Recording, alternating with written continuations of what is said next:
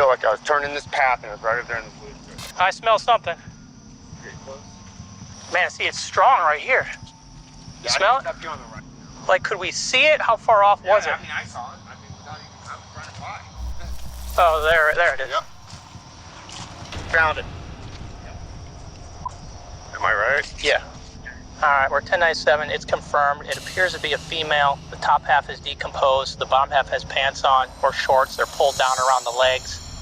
When a beloved teenager from the Orlando area vanished from her home, the investigators tasked with finding her could have never imagined the twisted and shocking series of events that would eventually lead them to the most sickening of motives. On the April morning of Friday the 13th, 2018, just 3 weeks after her 16th birthday, Justice Marie Garrett awoke much later than usual and missed her school bus. Her mother, 37-year-old Danielle Pratt, who had her hands full with Justice's 5-year-old sister, asked her fiancé, 39-year-old Robert Bobby Kern, if he would drive Justice to school, and together they dropped the teen off at Mount Dora High, expecting her to get a ride home later on the bus. When Justice failed to return home that day, her mother assumed she was with one of her many friends and wasn't immediately concerned. However, by the next morning, when Danielle still hadn't heard from her daughter, she started to get a sickening feeling and hurriedly called the police to report Justice missing. Police initially questioned whether Justice had simply run away, if only for the weekend, as the teen had recently been forced to change schools as a result of her family moving to Sorrento just a few months prior. This sort of transition can be difficult for anyone, but especially for a straight-A high school student midway through their sophomore year. So police assumed this to be typical teen behavior, and the girl was likely spending the weekend with friends. Her friends, however, insisted Justice was responsible and exceedingly mature for her age, and her mother stated that she had no reason to run away. In fact, the more people the police spoke to about Justice, the clearer it became that something had to be seriously wrong, as everyone had only good things to say about the 16-year-old. Other friends assured the investigators that she wasn't depressed, she didn't take illicit substances, and she wouldn't just run away, even though her mom moved her around frequently. This last part was certainly true. Over the past few years, the family had moved multiple times for unknown reasons, but in each school Justice attended, she left with a new group of devoted friends, most of whom she seemed to keep in touch with after leaving. The police definitely had their work cut out for them during the initial interviewing process, talking to literally dozens of teens about the missing girl. Soon, bizarre rumors had started circulating on social media. Among them, Justice had been spotted sleeping in cemeteries, or she was being hidden at the house of a friend after running away. These rumors all turned out to be falsehoods told with the goal of selfishly gaining attention, and those most loyal to Justice started picking fights with the ones suspected of spreading the misinformation, leading to at least one girl being suspended from school at that time. Police eventually narrowed down the massive pool to a handful of Justice's closest school friends to talk to them about the missing teen's behavior at school on Friday, or if they had been with her at any point that weekend. What they learned from these friends completely derailed their prior assumptions and caused the investigation to be drastically rerouted. Not only had Justice not been with them that weekend or Friday afternoon, but none of them had seen Justice at school that day. A Snapchat posted at 6:48 a.m. to Justice's account shows that the teen had been dressed and ready for school just before leaving the house that day. But no one at Mount Dora High could recall seeing Justice on April 13th. How odd, thought the investigators, that Justice seemingly vanished between being dropped off at school at 7:25 a.m. and actually making it into the building for first period. Before investigators could dive deeper into this unusual development, a heartbreaking and tragic new piece of evidence would come to light. The following footage has never been seen before. Yep. So I think we passed like Quinmasset Road when we came in. So if we kept walking west, run into the road.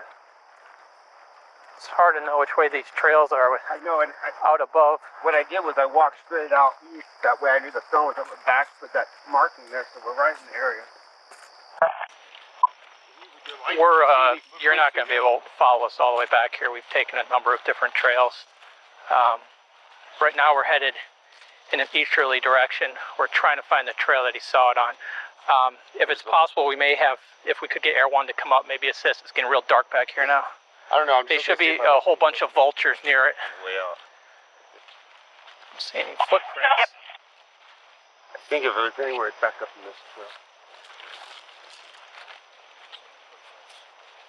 I see my dog looks right. Lots of trees down.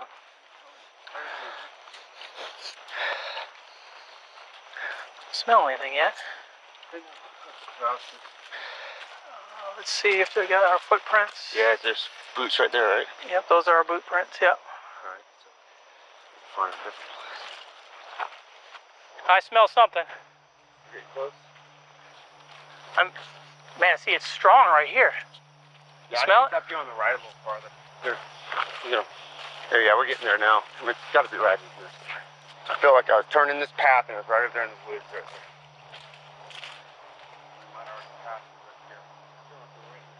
Like, could we see it? How far off was it? I mean, I saw it. I mean, without even, I was running by. I was like, oh.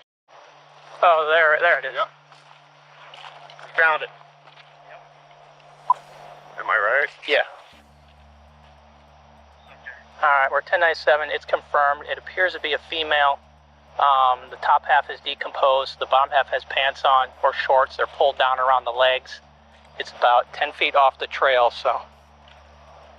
Tragically, just 4 days after she was reported missing, Justice's body was discovered in a wooded area off Gasline Road in DeLand, a town roughly 30 minutes from Sorrento. A longtime member of the Daytona Hash House Harriers, a runners club based out of Daytona, Florida, had been out for a game of hares and hounds that morning when he stumbled across the grisly sight. When this particular runner took off into the woods to track the hare on the morning of April 18th, he had no earthly idea that what he would actually find that day was one of the most gruesome and heartbreaking crime scenes in DeLand's history. Justice's body was heavily decomposed, and there was ample evidence of animal activity, but it was clear from the state of her remains that she had been the victim of a brutal crime. The body was found about 10 feet off the jogging path, with the top half being mostly skeletal and the bottom half and remaining clothing, such as pants left pulled down around the ankles as the officer mentioned, were later found to have been covered in bleach. Their worst fears now confirmed, the police began to redouble their efforts and questioned everyone again in a newfound state of urgency, determined to find the person who had brutally killed Justice. They started with the jogger who had found the body. He told police he'd seen a man in a hoodie near the path on the day he found the remains, but when the man heard the approaching police sirens, he took off into the woods. Curious to see if this man was seen near the school, detectives requested footage of the drop-off zone at Mount Dora High on the morning of the 13th, and upon receiving it, were quite surprised by what they saw, or more accurately, what they didn't see. Not only was no one suspicious seen at the school that morning, but neither was the dark blue Ford Explorer containing Danielle, Robert, and Justice that should have been in the student drop-off zone at 7:25 a.m. Danielle and Robert both told investigators this was the time and vehicle in which they had dropped Justice off. So why was there no record of it anywhere on school grounds?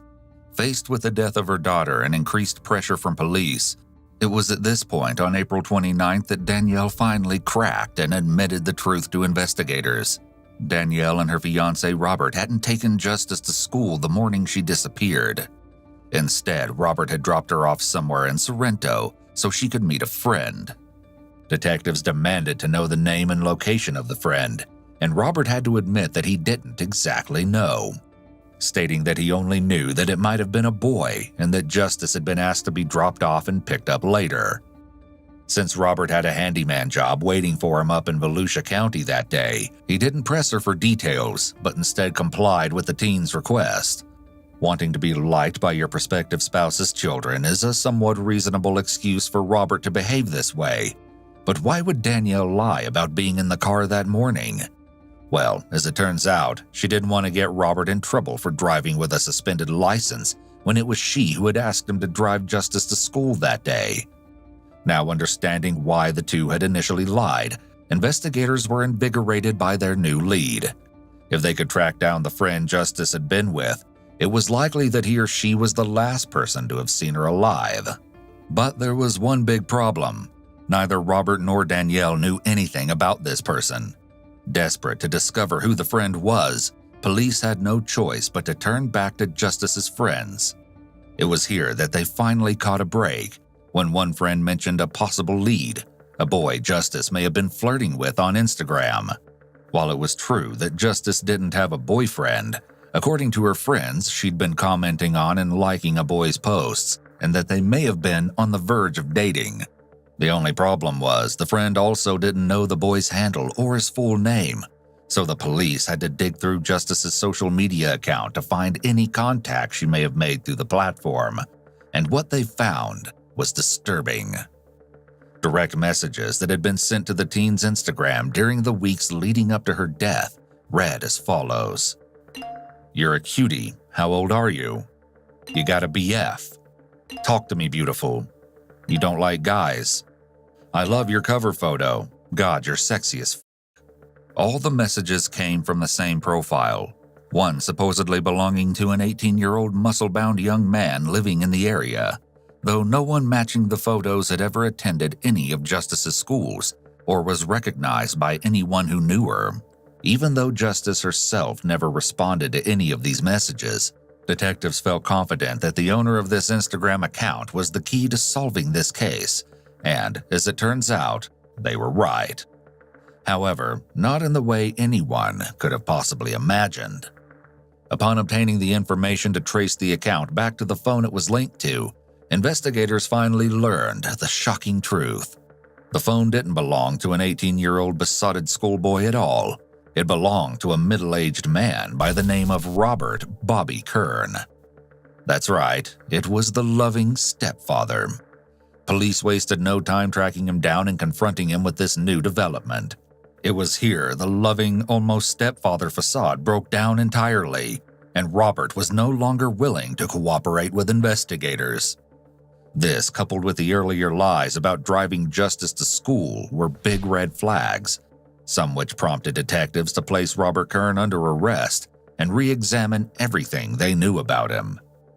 First, investigators wanted to know if Justice knew it had been Robert who had been sending her the messages, or if he had ever behaved inappropriately towards her. It's unknown, but it's not hard to imagine she didn't know yet, since despite Danielle referring to Robert as her fiancé, they'd only been dating since the late fall of the previous year, and Robert only stayed at the house periodically. It's entirely possible Robert did make her uneasy. However, despite him telling investigators how they were already practically family, one of her closest friends, Rochelle, was quick to point out that he was definitely not her stepfather. Yeah, it was Friday night, and her mom's boyfriend came to my house and was like, "Oh, have you guys seen Justice?" and stuff like that. I said, That was on Friday? Yeah, Friday night. He came to my house. Is that the stepdad or real dad? It's a stepdad. It's like her mom's boyfriend. He's not really like a stepdad. She just like got with him, I guess, or something like recently. This had been the first time Rochelle had ever seen Robert, since Justice had always stayed over at Rochelle's house. She stayed over so frequently, in fact, that investigators had to question if Justice was uncomfortable in her own home. She'll always be at my house, and then like when she moved, I'll talk to her like a couple times a week, probably, like only text her. And then I started like calling her more, like after her birthday. And then we started like calling each other, and then she started like staying over my house, like on the weekends. How many times do you think she's been to your house? A lot, all the time. Like, too much for me to count, because it used to be like literally like a whole month she stood at my house. Does she not like being home or something?